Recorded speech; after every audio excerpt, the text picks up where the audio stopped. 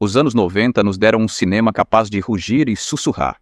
Alguns filmes viraram ícones da noite para o dia.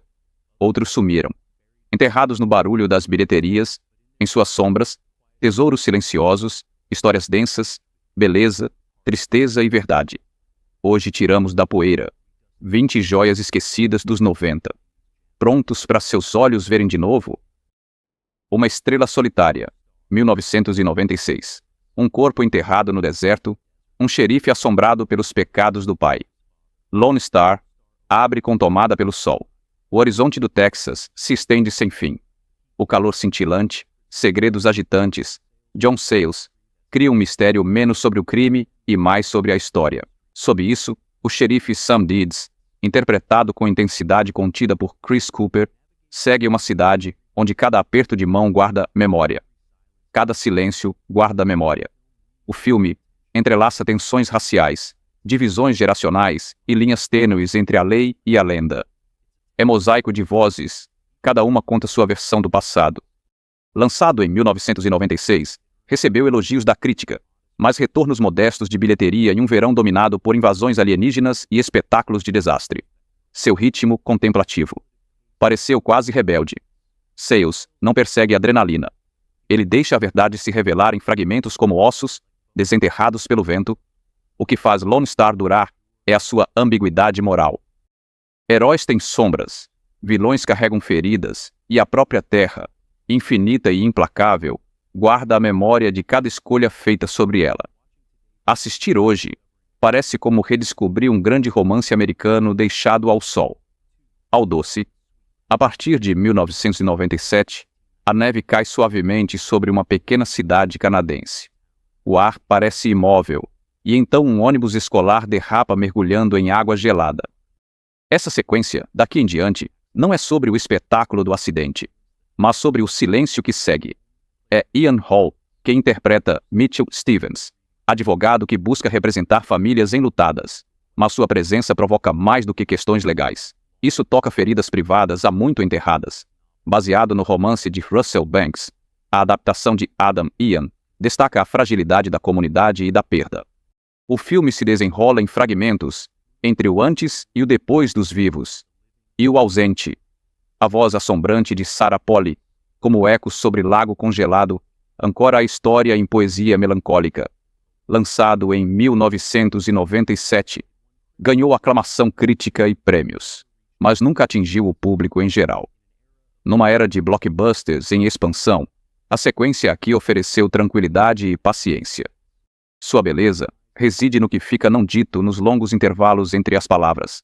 Revisitar isto hoje parece como caminhar por uma paisagem de inverno, onde cada pegada conta uma história. 3. O Apóstolo de 1997, um pregador em fuga. Um homem buscando redenção pela única forma que ele conhece apenas o apóstolo, escrito, dirigido e estrelado por Robert Duvall, abre com o calor do sul que você sente pela tela. Cigarras, zumbem. A música gospel sobe, e um homem luta com Deus e consigo mesmo. Duvalls. Sunny Dewey é carismático, falho e imprevisível. Quando a vida dele colapsa em meio a escândalos e violência, ele foge, assume um novo nome e funda uma igreja numa cidade pequena do interior da Louisiana rural. O que vem é também confissão e ressurreição. Os sermões ardem com uma sinceridade crua, raramente captada. No filme lançado em 1997, o apóstolo rendeu a Duvall uma indicação ao Oscar, mas é humilde. De forma independente, a produção financiada significou que nunca alcançou grande sucesso comercial. Não era chamativo, não buscava controvérsia por vaidade. Ele simplesmente contou a verdade sobre a fé, a fraqueza e a necessidade humana de ser ouvido. Continua sendo uma obra-prima da atuação. Um filme que entende a redenção, não é limpo, não é fácil, e nunca é tarde demais. 4. Um claro de meia-noite. 1992. A neve se acumula silenciosa sobre a Floresta Dan. É a Segunda Guerra, mas um claro de meia-noite não ruge. Com a batalha, ele vibra no silêncio entre 6 soldados americanos cansados, que enfrentam um pequeno grupo de tropas alemãs igualmente cansadas. Em vez de derramamento de sangue, eles contemplam uma trégua cuidadosamente articulada, dirigida por Keith Gordon. Esta adaptação de 1992, do romance de William Wharton, é ao mesmo tempo anti-guerra e humana. Ethan Hawke, Gary Sinise e um jovem Peter Berg entregam atuações que parecem vividas, sem o brilho de Hollywood. É sobre soldados que ainda são garotos. Frio, assustado e ansiando por casa, foi lançado silenciosamente. Foi ofuscado por épicos de guerra, mais grandiosos e narrativas de ação intensas da época. No entanto, sua delicadeza é o seu poder. Aqui, a guerra não é glória, é exaustão. E as escolhas feitas na neve ecoam mais alto do que qualquer disparo. Assistir a ele agora parece como encontrar uma carta de amor em um diário de campo de batalha. Frágil, inesperado, inesquecível. 1995. Uma casa suburbana impecável. Carpetes brancos, jardins perfeitos. E uma mulher que começa a desaparecer, não fisicamente, mas de si mesma.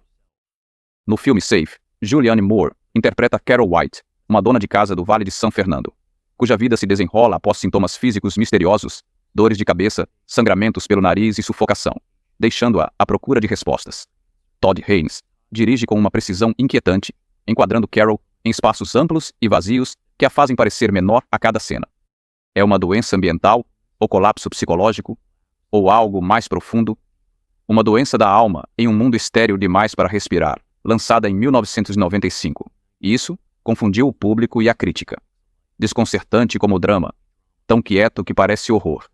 Com o tempo, tornou-se um clássico de culto. Estudada por seu comentário sobre isolamento, gênero e os perigos invisíveis da vida moderna. Seu desfecho não traz conforto, apenas o suave zumbido da inquietação, aquele tipo que persiste muito depois dos créditos sumirem. 6. O Prisioneiro Espanhol, 1997. Um homem de terno cinza desce de uma balsa, segurando uma pasta como se fosse uma linha de vida para o prisioneiro espanhol. Aquela pasta contém um segredo corporativo de milhões de dólares. E no mundo tão preciso e enganoso de David Mamet, nada parece. Campbell Scott interpreta Joe Ross, um homem honesto num jogo injusto, seduzido por uma teia de golpes de estranhos com sorrisos cativantes e timing perfeito. Steve Martin, em um papel raro e grande, no estranho que fala de forma suave e pode ser amigo ou armadilha. Lançado em 1997. Os diálogos intrincados do filme, a cadência das falas e a narrativa labiríntica confundiram o público, que esperava thrillers mais tradicionais. Ainda assim, a maestria da Mammoth, a precisão de cada palavra, impressionou. A retenção deliberada da verdade transforma o filme em uma masterclass de paranoia. É um filme sobre confiança, ganância e a facilidade com que a certeza se dissolve. Assistindo-a agora, você quase pode sentir as paredes se fechando ao redor. 7 Fumaças. 1995. Numa loja de charutos do Brooklyn, de manhã, densa com fumaça de tabaco e o cheiro de café fresco no fumo. Age Ren Harvey Kelly tira uma fotografia do canto da loja no mesmo horário todos os dias. As pessoas mudam, a luz se altera, o canto permanece. O filme de Wayne Wang, de 1995, baseado numa história de Paul O, tem menos enredo do que tapeçaria. Personagens vão e vêm. Um escritor enlutado, um adolescente de rua, um amante perdido que volta. Suas conversas ficam como o gosto residual de um espresso forte. Foi bem recebido pela crítica, mas a bilheteria modesta ficou eclipsada pelos dramas maiores. Ainda assim, sua beleza está na quietude. É um filme sobre notar como uma sombra cai sobre a calçada, e como a história muda no relato. Assistir Smoke hoje lembra sentar-se em um café favorito, ouvindo de longe o tipo de conversa que você vai lembrar por anos.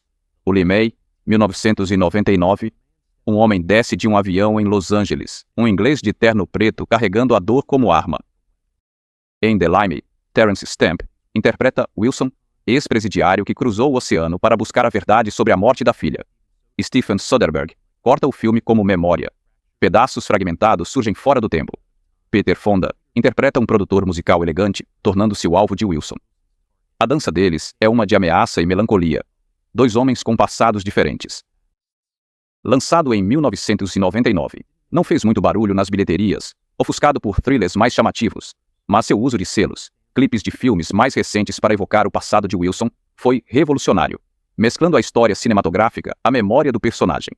É um filme de vingança, sim, mas também uma meditação sobre o arrependimento, o envelhecimento e a trégua. Não podemos desfazer 9. Últimos dias do disco, 1998. Um boate em Manhattan nos anos 80. Paetês e champanhe, sussurravam boatos sobre o baixo pulsante com Stillmans. Os dias do disco capturam o brilho que se apaga de um momento cultural. O lampejo final antes das luzes se apagarem. Chloe Sevigny e Kate Beckinsale estrelam como assistentes de publicação, navegando entre amizade, romance e ambição. Debaixo da névoa fumê, o diálogo de Stillman é afiado, mordaz e discretamente divertido. É menos sobre música do que sobre mudanças de classe e juventude. Lançado em 1998, teve bilheteria morna e o legado de Saturday Night Fever. Ainda assim, seu charme de centeio e a melancolia sutil enriquecem a cada revisão. É sobre saber viver mesmo diante de um fim, e dançar de qualquer jeito. Hoje soa como carta de amor a eras passageiras e amizades que queimam com brilho pouco antes de sumirem. Um plano simples, 1998. A neve caindo densa sobre um campo congelado de Minnesota. 3 homens encontram um avião acidentado dentro de um piloto morto e uma mala contendo milhões em dinheiro.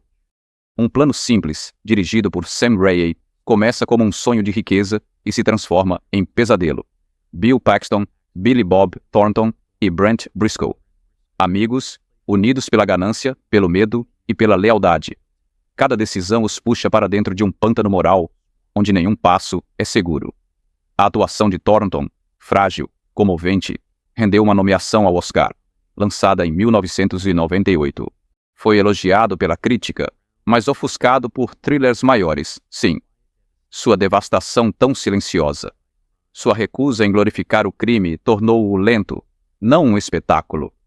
É uma história de como vidas comuns desmoronam rapidamente. A neve pode esconder e revelar uma chamada à ação no meio.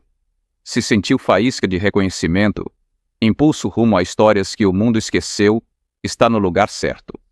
Assine agora, para que tesouros silenciosos nunca passem despercebidos. 11. A Tempestade de Gelo de 1997. Céu cinzento em Connecticut, árvores despidas pela tempestade. O inverno não se instala só na paisagem, mas nas pessoas.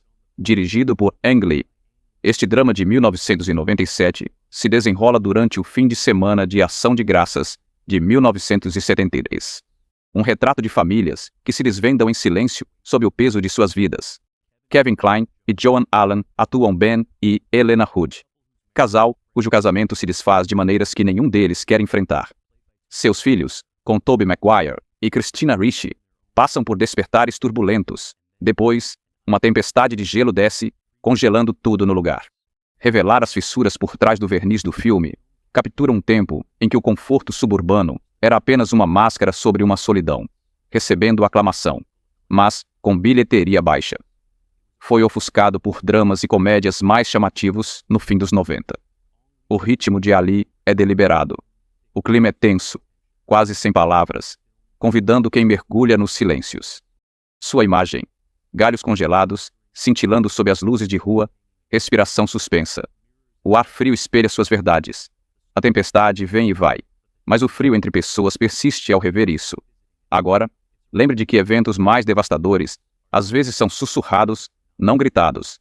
12. O Véu Pintado, 1999. Um rio chinês, enevoado ao amanhecer, a luz de lanterna tremulante sobre a água, na versão de 1999 de O Véu Pintado. Edward Norton e Naomi Watts dão vida ao romance de W. Somerset Maugham, com calma e dor. Esta é uma história sobre traição e o lento, quase imperceptível crescimento do amor. Watts interpreta Kitty, uma esposa inquieta que segue seu marido bacteriologista, Walter Norton, à vila chinesa devastada pela cólera. O que começa como punição pela traição dela, vira um caminho de compaixão, humildade e conexão súbita. A beleza visual do filme, com colinas e pontes frágeis, chuva que cai como fios, condiz com a sua precisão emocional. Foi lançado discretamente em mercados escolhidos. Nunca teve o mesmo impulso de marketing de dramas românticos, mas sua força está na contenção. Não se trata de grandes declarações, mas dos gestos simples, que falam muito também. Um olhar compartilhado, uma mão que roça outra ao passar já. É uma meditação sobre perdão, não o que se grita na sala, mas aquele que cresce como era, lenta e constante para nós. 13. A Guerra. Em 1994, um verão empoeirado no Mississippi, O zumbido das cigarras. Na guerra, Kevin Costner interpreta Steven Simmons, veterano do Vietnã, lutando para reconstruir a vida da família, enquanto carrega feridas invisíveis, ainda aqui. Seus filhos, liderados por Elijah Wood, em uma de suas melhores atuações iniciais, vêm-se presos numa rivalidade de bairro que espelha as próprias batalhas do Bai. John Avnet dirige este drama de 1994, com nostalgia e garra, em tons nostálgicos. Trata-se das pequenas guerras entre crianças, entre vizinhos, dentro do próprio coração. A atuação de Costner é comovente. Assombrada, mostra como um homem pode ser forte e, ao mesmo tempo, ferido. Apesar de uma narrativa sensível, o filme mal repercutiu na bilheteria. Seus temas são perda, resiliência e escolha moral. Estavam fora do gosto dos anos 90 por thrillers elegantes e comédias de alto conceito. Mas o tempo tem sido muito gentil com a guerra. Suas lições morais parecem ainda mais afiadas e agudas agora. É um filme sobre como a paz não é algo que lhe é dado, é algo que você constrói. Realmente uma decisão árdua a cada vez. 14. Bullets Over Broadway. 1994. A cortina sobe, as luzes cintilam, e em algum lugar nos bastidores, um mafioso com máquina de escrever está reescrevendo o espetáculo. Bullets Over Broadway, dirigido por Woody Allen, é uma comédia afiada e inteligente, ambientada na Nova York dos anos 1920, onde arte e crime se cruzam. John Cusack interpreta David Shane, dramaturgo desesperado para ver sua peça encenada. A trama. O financiador dele é um chefe da máfia cuja namorada sem talento quer o papel principal. Seu guarda-costas prova ter talento para o diálogo e um senso implacável do que faz uma cena funcionar. E o filme foi lançado em 1994. Ele recebeu críticas muito fortes e reconhecimento por prêmios, mas sua longevidade foi ofuscada pelo peso da filmografia de Allen e pela enxurrada de comédias nas décadas. O que faz durar é a sátira. Ridicularizar o ego vaidoso, entre inspiração e interferência. É um lembrete de que às vezes a musa usa fedora e carrega a arma. 15 mortos. Em 1995, um homem de terno preto cavalga um trem que range em direção à vastidão selvagem. No Dead Man, de Jim Jarmusch. O que se segue é uma odisseia surreal em preto e branco pelo oeste mítico e decadente. Após um encontro violento, Blake fica ferido e à deriva, guiado por um nativo americano chamado Nobody, Gary Farmer, que acredita que ele é a reencarnação do verdadeiro Blake. O filme é parte faroeste, parte sonho, parte meditação sobre a morte. A guitarra de Neil Young, com seus ecos, soa como um batimento cardíaco no vazio, lançado em 1995. Foi estranho demais ao público em geral e quieto demais para os fãs tradicionais de faroeste. No fim, tornou-se um clássico cult, estudado por seu ritmo hipnótico e por correntes existenciais. Cada quadro parece uma fotografia de outro mundo, onde o tempo desacelera e a linha entre a vida e a morte. Desfocados com 16, o jogador de 1992. Um executivo de Hollywood recebe cartão postal. Sem endereço de retorno, sem assinatura, apenas uma ameaça. Robert Altman's The Player abre como no ar sob o sol da Califórnia, onde palmeiras balançam sobre poços de ambição e traição. Tim Robbins interpreta Griffin Mill, executivo de estúdio num mundo onde cada conversa é pitch. Cada amizade é mercantil. Quando ele acredita que um roteirista rejeitado busca vingança, a paranoia infiltra-se em sua vida calculada. Sátira é afiada. Cameios de Hollywood se misturam aos abutres da indústria ficcional que ainda rondam o próximo sucesso. Lançado em 1992, foi aclamado e rendeu a Altman o prêmio de melhor diretor em Cannes. Porém, o retrato mordaz da política de Hollywood o tornou menos palatável ao público e mais deleite sombrio para insiders, enquanto transforma a fábrica dos sonhos num thriller, onde carreiras e vidas podem terminar num fim de semana ruim. Revisitar isso agora parece ver uma profecia, aquela que previu que a indústria engoliria a si mesma por completo. 17º, Kundun, 1997. O vento varre o planalto tibetano, as bandeiras de oração ondulam no ar das montanhas. Kundun, de Scorsese, conta a história do 14º Dalai Lama, desde a infância como líder religioso até o exílio no Tibete. O filme move-se como uma meditação, deliberado e gracioso, rico em cor e ritual. Scorsese Shoes. Ritmos narrativos tradicionais, centrados nos momentos, no encanto de uma criança, no peso das vestes sobre ombros pequenos, o som de monges cantando contra o zumbido de um exército que se aproxima. O cinematógrafo Roger Deakins capta paisagens tão vastas que parecem se estender além da moldura. Lançado em 1997, Kundun foi enterrado discretamente. Sua distribuição foi silenciada pela China. Audiências nunca o descobriram. Sua arte, a trilha de Philip Glass, transcendente. A autenticidade do elenco tibetano o torna uma das obras poéticas de Scorsese. Não é apenas um filme biográfico, é uma oração em movimento 18. Dark City, 1998, um homem acorda repentinamente em uma banheira, sem memória, um cadáver nas proximidades fora da cidade. Ele nunca vê a luz do dia. Dirigido por Alex Proyas, Dark City, realidade que se dobra. As ruas mudam de lugar, e figuras misteriosas, em sobretudos pretos, movem-se como sombras sobre o horizonte. Rufus Sewell, estrela como John Murdoch, acusado de assassinato em um mundo controlado por seres alienígenas chamados os Estranhos, que reorganizam a cidade e as identidades das pessoas. À meia-noite, Jennifer Connelly e William Hurt completam o elenco. Seus personagens, presos em um quebra-cabeça que mistura noir e mistério, com ficção científica surrealista, lançado em 1998, foi ofuscado pela Matrix. Um ano depois, apesar de explorar questões semelhantes de realidade e identidade, o design de produção meticuloso, a atmosfera opressiva e a trilha sonora assombrosa conferem-lhe uma permanência quase onírica. Assistir a isso agora é como entrar numa pintura de noite tão densa que você não consegue acordar. O fim do caso amoroso, 1999, a chuva açoita as ruas de Londres. Maurice Bendrix, vivido por Ralph Fiennes, é um escritor consumido pela inveja e pela memória. Julianne Moore é Sarah Miles, a mulher que ele amou e perdeu, de verdade. Entre eles, a romance é paixão intensa e condenação, desenrolando-se sob as sombras da guerra.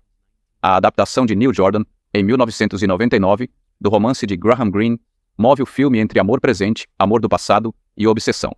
A atuação de Moore rendeu-lhe indicação ao Oscar, com culpa, desejo e votos não ditos.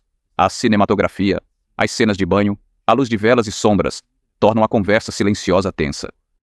O filme não quebrou recordes de bilheteria, mas sua precisão emocional, sua recusa em oferecer respostas simples, faz com que ele ressoe anos depois.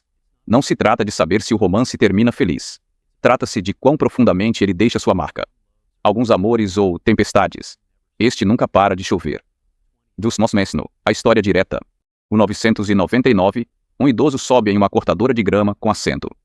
Não é uma piada visual excêntrica. É o começo de uma viagem de 300 milhas. De David Lynch. The Straight Story conta a verdadeira história de Alvin Straight, que dirigiu sua cortadora de grama de Iowa para Wisconsin para se reconciliar com seu irmão afastado, Richard Farnsworth. Em uma das atuações mais comoventes da década, ele interpreta Alvin com dignidade, humor e uma determinação obstinada. Sissy Spacek é coprotagonista. Enquanto sua filha aquece o lar, ele parte. As paisagens passam bem devagar. Campos de milho, pôr do sol, tempestades de chuva, cada milha, uma meditação sobre tempo, envelhecimento e perdão. Lançado em 1999, surpreendeu o público que esperava a escuridão de Lynch. Em vez disso, ofereceu simplicidade, filme de estrada lento e humano. É a prova de que até as jornadas mais simples carregam o peso de uma vida. Ao chegar à varanda do irmão, percebe-se que a viagem não foi só cruzar estados, foi cruzar anos de palavras não ditas. Anos 90 foram mais que ícones da cultura pop. Eles guardavam tesouros quietos, filmes que sussurravam verdades e confiavam que escutássemos. Procure-os, deixe que permaneçam mais tempo. E se curte redescobrir o que o mundo esqueceu, inscreva-se, curta e junte-se a nós no próximo Reel de Gemas Ocultas.